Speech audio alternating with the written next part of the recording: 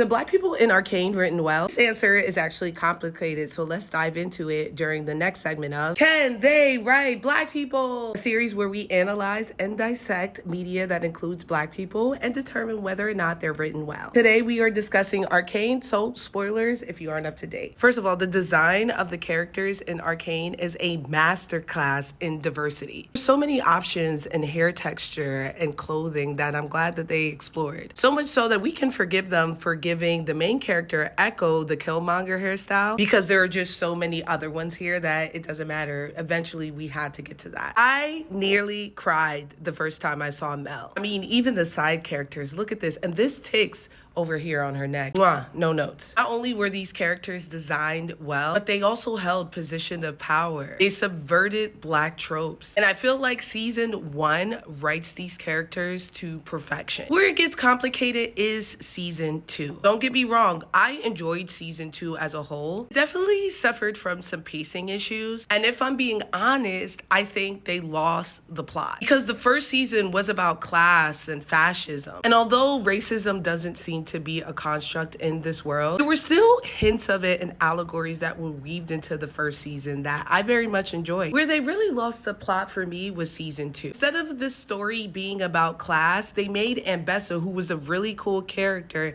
into the big bad. And they did this weird thing where we saw revolutionaries who were willing to do acts of terrorism in the name of Zahn fight alongside the cops against Ambessa. And if I didn't know any better, they put Mel into the disposable black girlfriend trope, where she just became a fun time for Jace. And honestly, it was hinted that Jace loved Victor more. But here's the thing.